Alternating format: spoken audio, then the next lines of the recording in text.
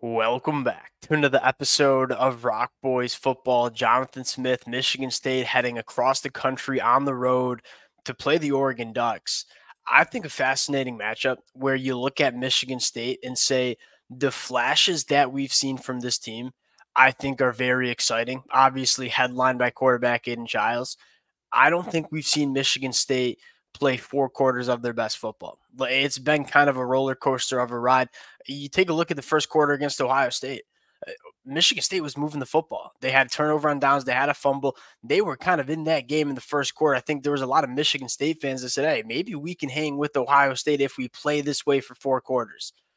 That's not what we got. I think you could say that for most games Michigan State has played to start 2024. But if you're a Michigan State fan, look, I think you know what this team is capable of playing like, which is exciting. It's a lot better than it was in 2023. You look at this Oregon Ducks team, I think you could say very similar things. Now, Oregon's 4-0 because I think they're the better team than Michigan State. That being said, I don't think Oregon has necessarily played their best football for 4 quarters either, right? I think we saw some of their best football against Oregon State. I think we saw some of their best football against UCLA last week and probably in the first half. But I think the consistency of both these teams, I think both fan bases want to see that kind of get picked up. Really excited for this matchup. Friday night, 9 p.m. Eastern time. The boys will obviously be getting a cup of coffee before this one. Before we get into it, as always, just want to say thank you to you guys. These deep previews and prediction episodes, they've been a blast for me to do. The amount of support y'all continue to show, it's amazing. Can't thank you guys enough. If y'all do enjoy the content, consider subscribing to the channel. Much more importantly, let it fly in the comments section. I want to dive into both of these teams and kind of talk about the good that we've seen with these teams, and I want to talk about the bad as well. And I would love to hear from you guys in terms of what you want to see Michigan State clean up, what you might want to see Oregon clean up as well. Without further ado, let's get into this one, and let's start with this Oregon offense going up against the Michigan State defense that I got to give a ton of credit to this Michigan State unit. I hand up the Michigan State fans who've been rocking with the fellas going back to the summer months. I had massive question marks about what the defensive line would look like, especially from a depth standpoint. Like you could tell they were trying to fill those scholarships up in the transfer portal, but you looked at this roster and this depth chart heading into 2024 and said, is this a line of scrimmage unit, a defensive line that can hold up in Big Ten play? You take a look at some of the numbers, only giving up 3.6 yards per carry. That's 37th in the country. They're sacking the quarterback 9.4% of the time. That's an elite number. I look at Michigan State and say, I've been pretty impressed in terms of what they've done along the line of scrimmage. I think you have a really good linebacker room. This Michigan State defense has, I think, really impressed a lot of Michigan State fans. It certainly has impressed me. And I think if you're a Michigan State fan, as Jonathan Smith continues to build the personnel in this roster, like I think this is going to be a really good unit for Michigan State. Now you're going up against an Oregon offense that we've seen the flashes. You know what I mean? Like this is an Oregon offense that can be a top 5 offense in the country. We've seen that at times, but we've also seen this offense sputter a little bit. Now you take a look at the overarching numbers. We're being very critical of Oregon. They're top 15 in points per game and scoring 40 points per game, 6.8 yards per play. That's 20th. It's been a very, very solid offense, but there have been times where it sputtered. And there's been a couple of reasons for that. I think one, early in the season, the offensive line, especially kind of giving up some of those negative plays, giving up some of those penalties, have kind of killed drives for Oregon the first couple of games. Now, I think for Oregon, that's largely been cleaned up, especially on the inside of the offensive line.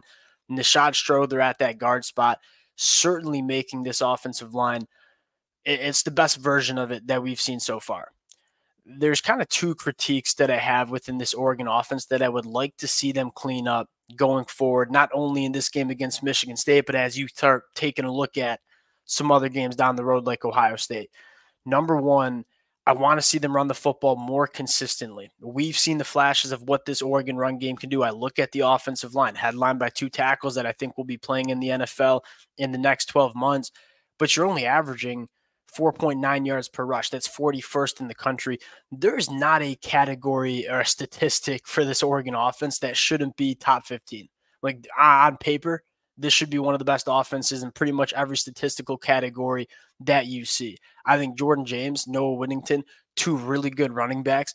It just doesn't seem like Oregon has consistently had that run game to lean on. And so that's one of the things that I'm looking at for Oregon is, can we consistently or more consistently win on first and second down running the football? Because when this Oregon team is on schedule and it's 2nd and 5 and it's 3rd and 1, this is an offense that is extremely hard to stop, especially as they marry that passing attack with the running game. The second thing I want to see from this Oregon offense is you got too many weapons to just be so Tez Johnson centered, at least in my opinion. And we kind of talked about this in the recap, and I did some thinking about how I want to relay my point here.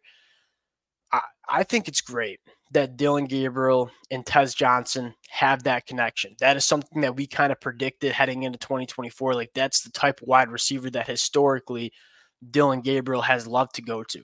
And you're seeing him love to go to that. And I think having that elite wide receiver quarterback battery is going to win this Oregon team a lot of football games going forward in 2024, especially as you get into the red zone. You have those money third downs. Having that elite connection is great.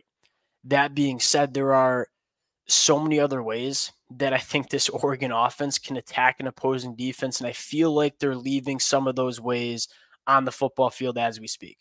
I think Evan Stewart is a top 10 wide receiver in the country. Now, the numbers don't necessarily say that early in the season. I think that has a lot to do with just not getting him enough opportunities to impact the football game. We talked about this Sunday morning. The one game that Evan Stewart had more than 5 targets, he went for 112 yards. That was against Boise State. This kid's a difference maker. Make sure you're getting him the football. I'd say the same thing for guys like Trayshawn Holden. Say the same thing. Obviously, Terrence Ferguson dealing with an injury, but Kenyon Sadiq. Part of why we're so high on this Oregon offense is how multidimensional it can be. And being so focused on Tez Johnson, I think sometimes can get Oregon in a little bit of a rut. And so I would like the ball to get kind of just spread out a little bit in terms of all the weapons that this Oregon offense has. And I obviously want to see the pass protection continue to improve. I think it's been getting better, which I think should excite a lot of Oregon fans. Flipping sides here, Michigan State's offense.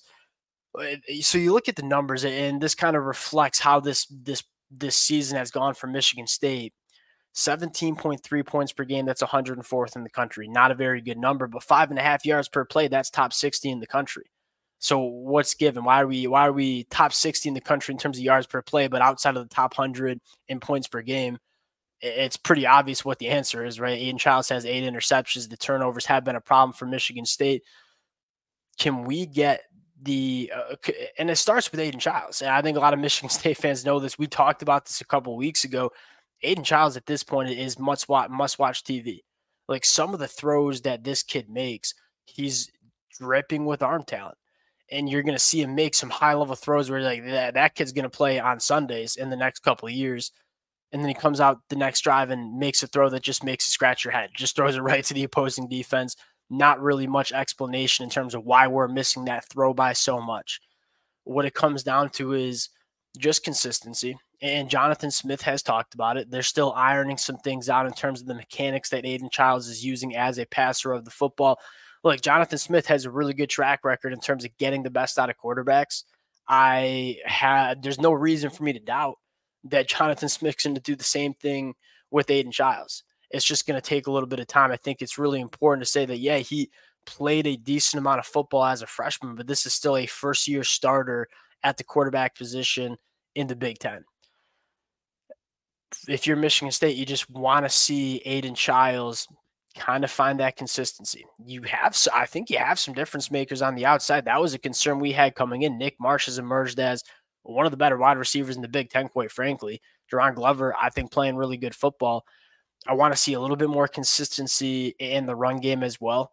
I feel like this Michigan State rushing attack is either hitting chunk plays or just kind of going for no gain. There's a lot of negative plays in this offense that kind of put Aiden Childs in this Michigan State offense in bad situations. And then we know what the offensive line for Michigan State is going through a lot of depth problems with all the injuries that they've had to go through. I think part of the problems with the consistency of Aiden Childs has kind of been because Michigan State has really failed to stay on schedule, putting Aiden Childs in some of these, second and third and longs where he's trying to do just a little bit too much. And so to take a little pressure off Aiden Childs and maybe limit some of those mistakes that he's making, can we find a little bit more consistency in the rushing attack? Going to this Oregon defense, I think it's really starting to find its stride. The front seven has played some really good football. I think if you're Oregon in this football game, you're not going up against an elite offensive line. This is one of those games you want to see your defensive line dominate, right? Jamari Caldwell, Derek Harmon, guys like Jordan Burch and Tatum. You want to see these guys just overwhelm this Michigan State offensive line.